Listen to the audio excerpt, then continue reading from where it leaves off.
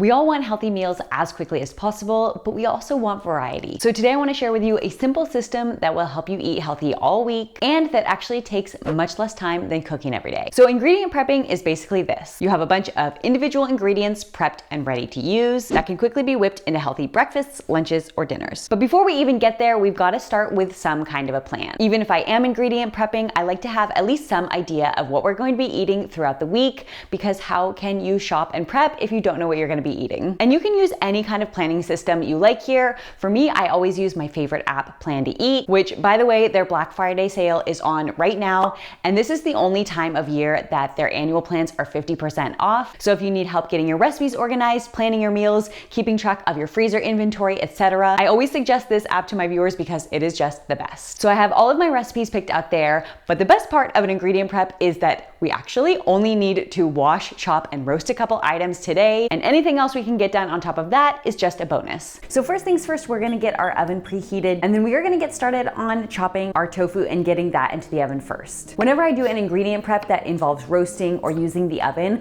I like to make sure I get those items into the oven first so that they have enough time to cook, and then we'll focus on the washing and chopping for the rest of our prep.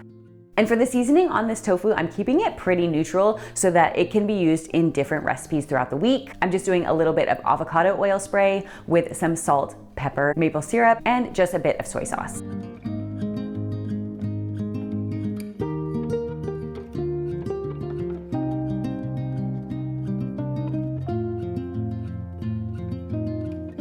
And now this broccoli I actually have left over from another prep, so luckily it is already washed, chopped, and ready to use. So I'm just gonna spread it out on my sheet pan with the tofu and add just a bit of seasoning to that as well. And then for our veggie sheet pan, we are gonna do a couple different kinds of squash today. I have a butternut squash and a kabocha squash. Now, pro tip for your squash, I like to do around 2 minutes in the microwave first, and that is going to soften it and make it easier to cut, take out the seeds, even peel if you were going to peel it. I always do it in the microwave first, and then we are just gonna slice it down the middle, scoop out the seeds, and pop it onto our sheet pan. And then if you have a little bit of a bigger squash, like this kabocha squash is quite large, it might need a little bit more time in the microwave. So usually I'll start it at 2 minutes, and if it needs a little more time, then I'll add 2 more minutes until it's soft and easy to cut. And you can cut it into wedges or just in half, and then just add that to your baking sheet.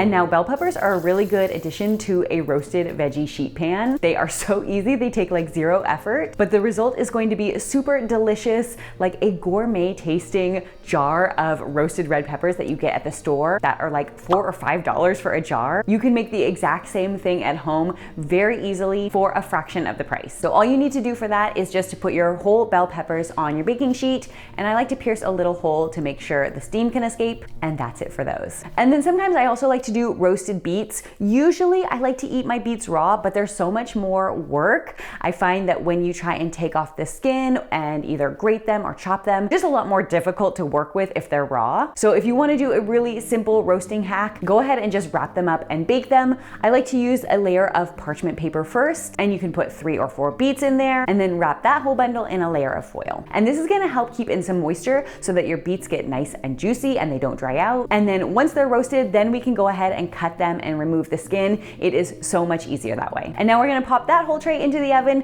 and let it bake with the tofu and broccoli. And now that both of our trays are roasting in the oven, we can go ahead and focus on the washing and chopping part of our prep. Today we have some carrots, tomato, celery, and cucumber.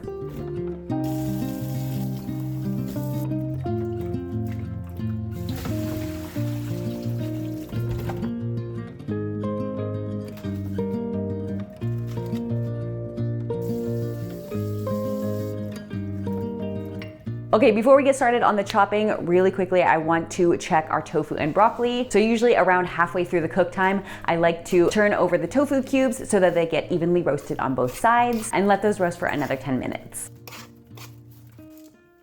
And this is where having some kind of a plan of the recipes you're going to be eating this week is going to come in handy, because we want to know how to go ahead and chop these veggies. So for example, I have a couple soups planned this week, so I'm actually going to do the soup starter freezer hack that I have been loving lately. Basically, we're just going to chop some carrots, celery, and onion into bite-sized pieces and add those to our freezer bag. And then whenever you need soup started in a pinch, just add those veggies into your pot and you have a perfect soup base ready to go instantly. This is such a simple hack to add into your prep. I can't believe I haven't been doing this sooner. And actually, if you need more simple hacks like this, I'm gonna link the video that shows this one as well as 10 others in the description box down below. You can watch it after this one. And then for the rest of the veggies, I just want them for snacking and or for salads. So I'm gonna leave them pretty whole. The more whole you leave them, the longer they'll last. So I find that not only are these the perfect size for just grabbing out and dipping into hummus, but they're also really easy to chop and add into your salads or bowls. So for me, this size is perfect.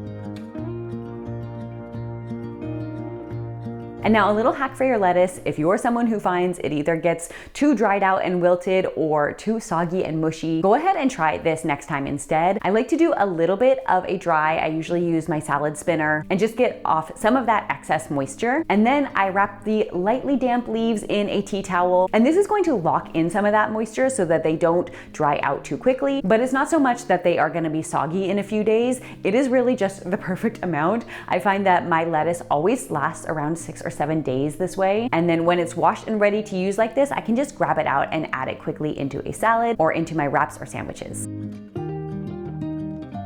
Okay, and then the last thing we're going to wash is our grapes. Now lately I have been doing some baking soda in my water when I wash things like grapes or berries. Just from everything that I have read, baking soda is actually the best wash to remove pesticides. Even if you've bought organic produce, there may still be some pesticides or chemicals on there. So it's always best just to do a quick wash and remove that if you can. So we're gonna let that sit for around 5 minutes. And then when it's done, we'll give it a quick rinse with plain water, and that will help remove any of the baking soda residue. So then you just are left with nice clean produce. And now our big roasted veggie sheet pan tray is done. Let's go ahead and taste this squash. Freshly roasted veggies are like so delicious, especially squash. This is my favorite little chef snack. Okay, now for our bell peppers, the final step is just to let them steam a bit. So we're just gonna put them into a bowl and cover it with a plate, and that is gonna let them soften and make the skins much easier to remove. So we'll actually just set that aside and do our beets first. So now that these are roasted, you will see they are so easy to cut and the skin comes right off. So you can use just a small knife here or even your veggie peeler if you prefer. And then I like to leave them whole and go ahead and cut them throughout the week as needed. I just find that they stay a little bit fresher that way.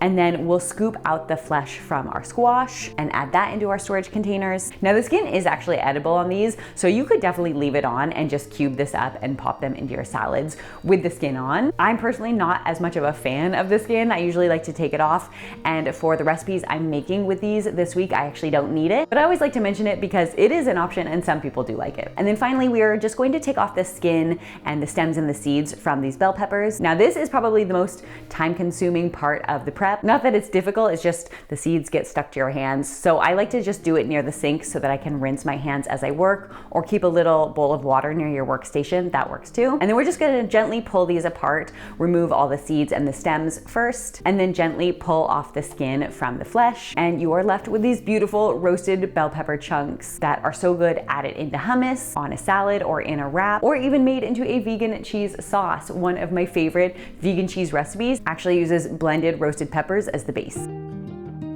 So now here is where the versatility part of this prep comes in. Obviously, we have all of these components prepped and ready to use, but we still have to turn them into meals. So I'm gonna show you how I'm going to be using these throughout this week to hopefully give you a little bit of inspiration. The first recipe I really wanna make is something using up our butternut squash. I made this butternut squash mac and cheese a couple weeks ago, and it was so good. My whole family loved it. So I'm definitely making that again this week. And it's actually gonna be really fast to put together because our squash is already baked and ready to go.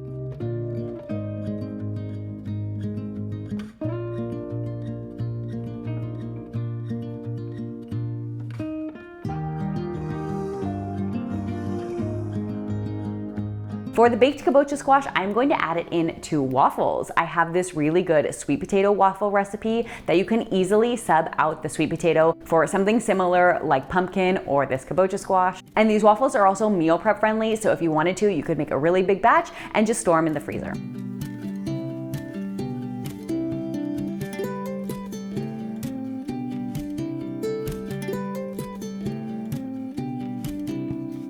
For the tofu and broccoli, I'm just gonna keep it really simple and serve them together. I'm actually going to make a teriyaki sauce to go with it, the same one that I made in this sheet pan video. The sauce is so fast to whip up. You could have this dinner ready in like 5 minutes and serve it alongside some rice, which, pro tip, you can actually keep your rice in the freezer too. So right now I have a whole ice cube tray full of rice, so I can just pop out a few cubes as needed, reheat those, and serve those with our teriyaki tofu and broccoli.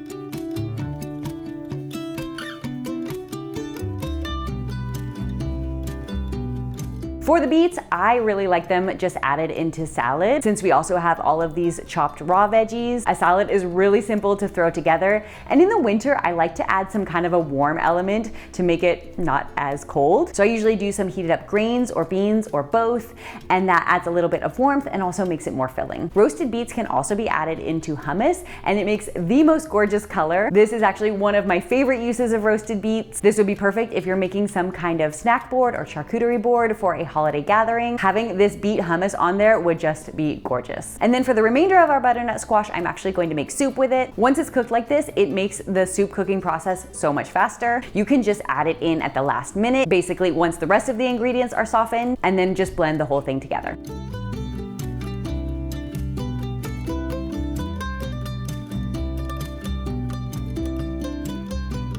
And then for a dessert option, I really love these squash brownies. This is one that I make every single year because they are so good. You may not be sure about putting squash in your brownies, but I promise you cannot even taste it. It just adds this moist richness to them, and they are so decadent and delicious this way. So if you want this full recipe, I'm gonna leave the video for it right here. You can go check it out after this one, and I will see you over there.